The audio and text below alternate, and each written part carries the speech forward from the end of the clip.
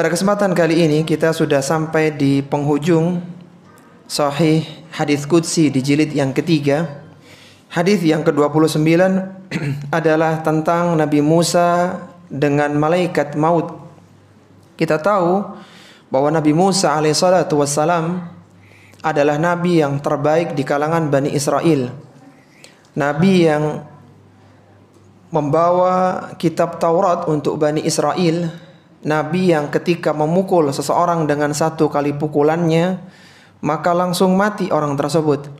Nabi yang ketika bajunya dibawa lari oleh sebuah batu, kemudian dipukul batu itu, bukan tangannya yang memar, tapi justru ada 6-7 bekas pukulan Nabi Musa alaihissalatu wassalam di batu tersebut. Dan banyak sekali keutamaan Nabi Musa, diantaranya adalah kisah yang terbanyak yang Allah sebutkan dalam Al-Quran adalah kisahnya Nabi Musa alaihi salatu wassalam. Maka pada kesempatan kali ini kita membahas bagaimana Nabi Musa dengan malaikat maut. Diriwayatkan dari Abu Hurairah radhiyallahu taala anhu dari Rasulullah sallallahu alaihi wasallam, beliau bersabda, "Jaa malakul mauti ila Musa alaihi salam." Datanglah malaikat maut kepada Nabi Musa alaihi salatu wassalam, faqala lahu. Kemudian malaikat maut mengatakan, "Ajib rabbaka." Penuhilah panggilan Rabbmu. Falatama Musa alaihi salamu aina malakil mauti fafaqa'aha. Maka Nabi Musa pun memukul mata malaikat maut hingga tercungkil matanya, sampai keluar matanya. Qala faraja al-malaku ila Allah ta'ala. Maka malaikat maut kembali kepada Allah subhanahu wa ta'ala. Faqala, dan malaikat maut mengatakan, innaka arsaltani ila abdin laka la yuridul mauta wa qad faqa'a aini. Kata malaikat maut kepada Allah subhanahu wa ta'ala, sesungguhnya engkau telah mengutusku kepada seorang hamba yang belum ingin mati, dan dia telah memukul, mencungkil mataku dengan pukulannya. Qala, maka Allah subhanahu wa ta'ala, maka disebutkan, faraddallahu alaihi ainahu. Allah mengembalikan mata malaikat maut. Waqala, dan mengatakan, irji ila abdi fakuli al-hayatu turid fa in kunta turidul haya fadha yadaka ala matni thawrin fama tawarat yaduka min sya'ratin fa innaka ta'ishu biha sanatan. Dikatakan oleh Allah subhanahu wa ta'ala, kembalilah kepada hambaku, yaitu kepada Nabi Musa alaihissalatu wassalam, dan tanyakan kepada dia, al-hayatu turid, apakah engkau masih ingin hidup wahai Musa? Fa in kunta turidul hayah, kalau engkau masih ingin hidup wahai Musa, fadha yadaka ala matni thawrin, letakkan telapak tanganmu di punggung sapi jantan. Fama tawarat yaduka min sya'ratin fa innaka ta'ishu biha sanatan. Maka berapa jumlah bulu yang tertutup oleh tanganmu, oleh telapak tanganmu di punggung sapi jantan itu, satu bulunya itu engkau mendapatkan tambahan hidup 1 tahun. Jadi tinggal ngitung berapa bulunya, berarti tambahan usianya Nabi Musa sekian tahun. Fa innaka ta'ishu biha sanatan, per bulu 1 tahun. Qala thumma mah.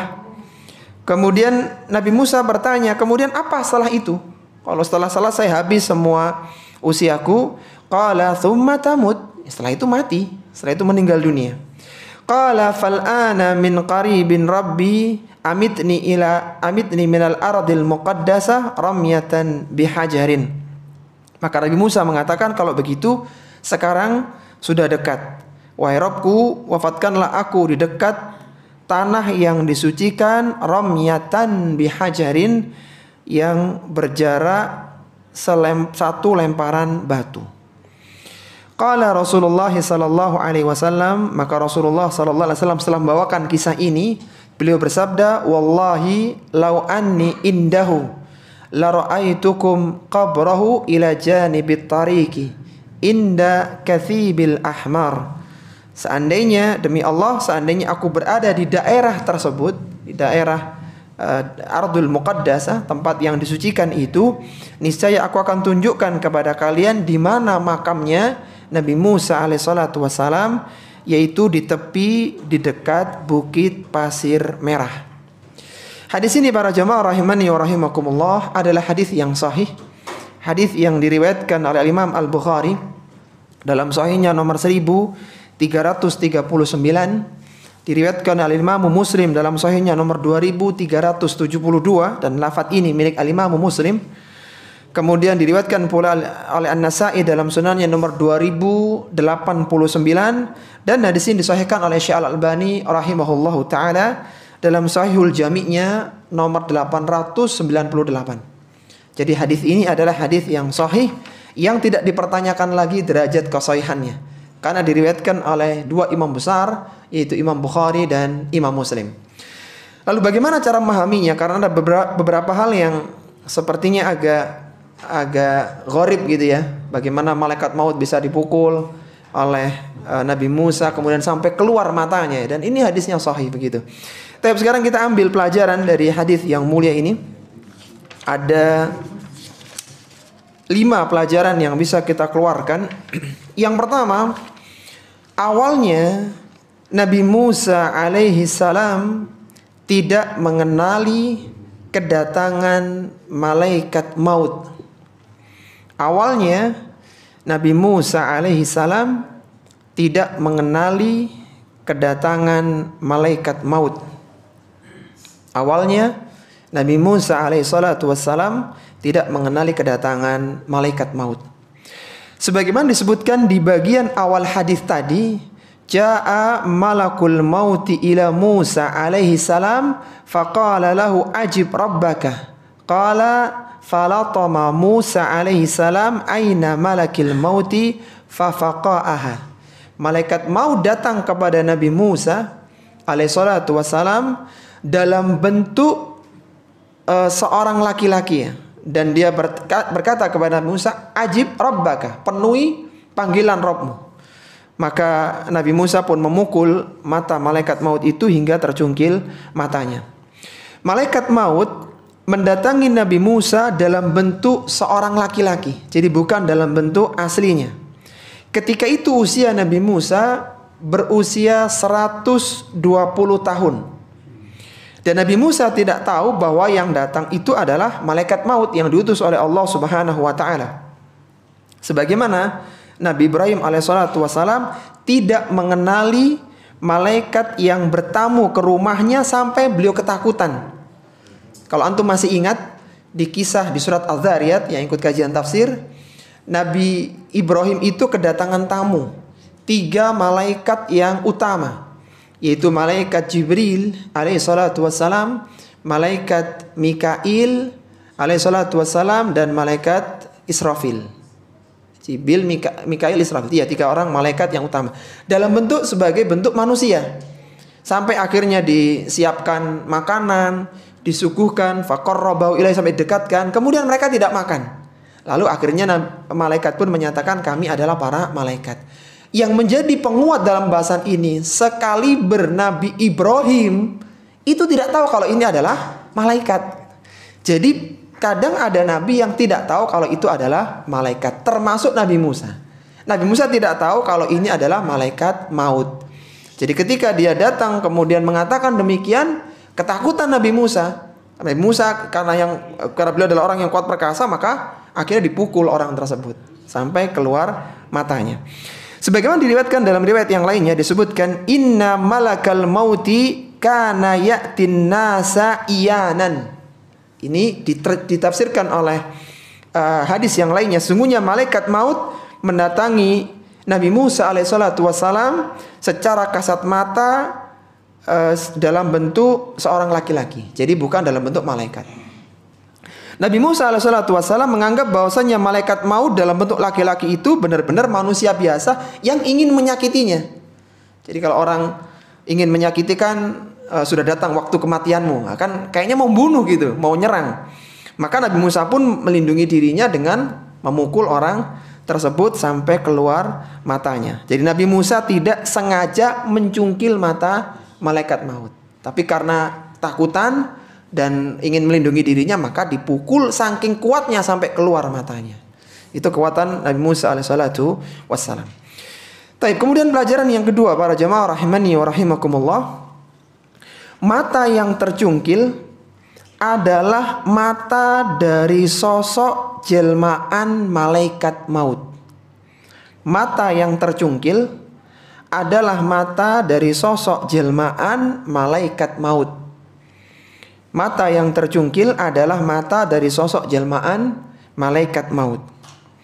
Sebagaimana disebutkan dalam hadis tadi, qala faraja al malaku ilallahi ta'ala. Malaikat kembali kepada Allah. Faqala innaka arsaltani ila abdin laka la yuridul mauta wa qad faqa'a aini qala faraddallahu ilaihi ainahu. Malaikat maut kembali kepada Allah dan mengatakan, ya Allah, engkau telah mengutusku kepada orang yang belum mau mati, dan dia memukul mataku dan Allah kembalikan mata malaikat maut tersebut. Mata malaikat maut yang tercungkil adalah mata dari sosok jelmaan. Tadi kan menjelma dalam bentuk manusia, dalam bentuk laki-laki, bukan mata dalam wujud aslinya malaikat maut. Jadi kan menjelma dalam bentuk laki-laki. Nah, yang lepas itu mata yang dalam bentuk jelmaan. Adapun kalimat faraddallahu ilaihi ainahu, Allah mengembalikan mata malaikat maut, menunjukkan bahwa kalimat tersebut sebelumnya adalah kalimat majas, bahwa Nabi Musa alaihissalatu wassalam telah mendebat malaikat maut hingga mematahkan argumentasinya. Jadi sudah terjadi debat karena kalimat Allah mengembalikan mata malaikat maut diartikan Allah menjadikan argumentasi malaikat maut itu menang. Maka terjadi kalau seandainya ini adalah bermakna majasi, maksudnya begitu, maka ini adalah penafsiran atau syarah yang sangat jauh sekali. Jadi memang benar-benar keluar secara hakiki. Tapi yang lepas bukan mata aslinya malaikat maut, tapi mata jelmaan malaikat maut sebagai seorang laki-laki. Baik, kemudian pelajaran yang ketiga para jemaah rahimani wa rahimakumullah. Malaikat maut kembali mendatangi Nabi Musa alaihi salam dengan ciri-ciri yang dikenali. Malaikat maut kembali mendatangi Nabi Musa alaihi salatu wassalam dengan ciri-ciri yang dikenali. Malaikat maut kembali mendatangi Nabi Musa alaihi salatu wassalam dengan ciri-ciri yang dikenali. Jadi setelah dipukul, kemudian dikembalikan oleh Allah mata yang dalam bentuk jelmaan tadi, dan dia kembali, malaikat maut kembali kepada Nabi Musa alaihi salatu wassalam. Qala irji ila abdi, kembalilah kepada hambaku yaitu Nabi Musa. Malaikat maut yang datang kepada Nabi Musa alaihissalatu wassalam pada kali yang kedua itu dengan ciri-ciri dan sifat yang dikenali oleh Nabi Musa. Dan ini berbeda dengan kedatangan yang pertama, sehingga yang kedua pun gak dipukul karena sudah tahu, oh ini malaikat. Kalau boleh berandai-andai ya, seandainya Nabi Musa tahu yang datang itu malaikat yang pertama gak dipukul, tapi karena tidak tahu, beliau ketakutan, mempertahankan diri, maka dipukul. Di kedatangan yang kedua, karena beliau sudah tahu, maka tidak dipukul. Jadi pemukulan Nabi Musa itu karena tidak sengaja, bukan sengaja menyakiti malaikat maut. Seandainya tahu malaikat maut, maka tidak akan dipukul. Gitu. Taib. Kemudian yang keempat, Nabi Musa alaihi salatu wassalam minta diwafatkan di tanah yang disucikan. Nabi Musa alaihissalatu wassalam minta diwafatkan di tanah yang disucikan. Nabi Musa alaihissalatu wassalam meminta diwafatkan di tanah yang disucikan. Disebutkan dalam hadis tadi, faqulil hayatu turid, apakah engkau masih ingin hidup wahai Musa? Fa in kunta turidul hayah fadha yadaka ala matni thawrin famatawarat yaduka min sya'ratin fa innaka ta'ishu biha sanatan. Kalau engkau masih ingin hidup, letakkan telapak tanganmu di punggung sapi jantan. berapapun bulu yang ada di bawah telapak tanganmu, per bulunya engkau punya tambahan hidup 1 tahun. Summamah qala summa tamut. Kemudian apalagi? Ya setelah itu meninggal. Qala fal ana min qaribin rabbi amitni minal ardil muqaddasah ramyatan bihajarin. Kalau begitu sekarang saja, dan ya Allah, wafatkanlah aku di tanah yang disucikan sejauh lemparan batu. Nabi Musa alaihissalatu wassalam memohon kepada Allah agar didekatkan di ardul muqaddasah, di bumi, di tanah yang disucikan, yaitu di Baitul Maqdis di Palestina, agar dapat dimakamkan di dekat tempat tersebut. Kenapa ya? Karena tempat tersebut memiliki kemuliaan, terutama dari kalangan Bani Israel. Itu tempat ardul muqaddasah, tempat yang mulia bagi mereka. Nabi Musa alaihissalatu wassalam meminta agar kematiannya didekatkan di tanah yang disucikan, karena ada keutamaan orang yang dimakamkan di tempat suci seperti para nabi-nabi yang solih yang lainnya. Jadi minta diwafatkan di tempat yang suci, yaitu di dekat Baitul Maqdis. Adapun yang dimaksud dengan romyatan bihajarin, sejauh lemparan batu, maksudnya adalah seandainya ada seorang yang melempar sebutir batu dari tempat Nabi Musa dimakamkan, maka lemparan itu akan sampai ke Baitul Maqdis. Jadi tidak dimakamkan di masjid ya, bukan di Baitul Maqdis, tapi jarak antara makam Nabi Musa dengan Baitul Maqdis itu sejauh lemparan batu.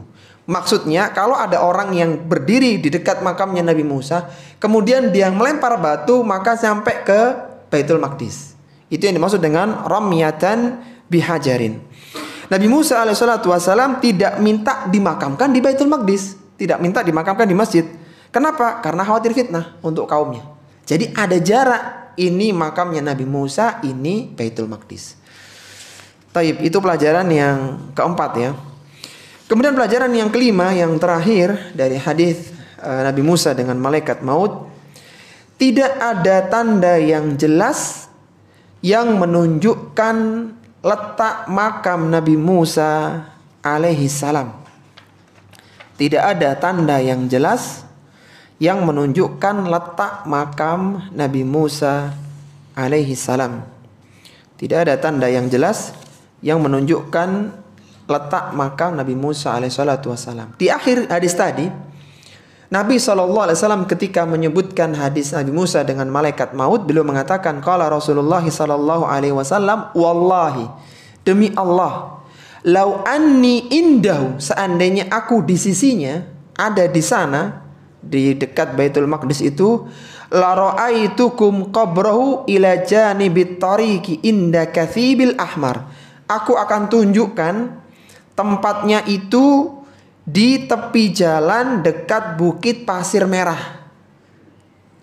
Hadis ini menunjukkan kalau tidak diberitahu Nabi, ini loh makamnya Nabi Musa, maka nggak ada yang tahu. Sehingga beliau mengatakan, lau anni indahu la ra'aitukum. Seandainya aku di sana, aku beritahu kalian. Artinya seandainya kalian ke sana pun nggak aku beritahu, nggak akan tahu kalian. Jadi tidak ada yang tahu di mana persisnya makamnya Nabi Musa. Sampai seandainya Nabi datang ditunjukkan ini loh, karena nggak ada orang tahu. Sehingga kalau seandainya nanti ada orang klaim ini makamnya Nabi Musa, maka pasti klaimnya salah. Karena nggak ada yang tahu kecuali ditunjukkan oleh Nabi. Ini loh makamnya Nabi Musa alaihissalatu wassalam. Apa hikmahnya? Di antara hikmahnya adalah supaya manusia tidak terfitnah ya. Jadi tidak mengagungkan. Kita tahu Nabi Musa nabi yang terbaik. Kalau makamnya ada, maka tentunya manusia akan, terutama di kalangan Bani Israil, akan sangat mengagungkan makamnya Nabi Musa alaihissalatu wassalam. Taib, itu 5 pelajaran ya dari hadis yang ke-29. Coba kita ulang dulu. Pelajaran yang pertama apa? Awalnya Nabi Musa tidak mengenali kedatangan malaikat maut. Yang kedua, mata yang tercungkil adalah mata dari sosok jelmaan malaikat maut. Yang ketiga, malaikat maut kembali datang kepada Nabi Musa dengan ciri-ciri yang dikenali. Yang keempat, Nabi Musa minta diwafatkan di tanah yang disucikan di Baitul Maqdis. Yang kelima, tidak ada tanda yang jelas yang menunjukkan letak makam Nabi Musa alaihi salatu wassalam. Dan dari semua makam-makam yang ada, Tidak ada yang istimewa kecuali makam Baqi ya di Madinah. Tidak ada keistimewaan khusus kecuali hanya di sana.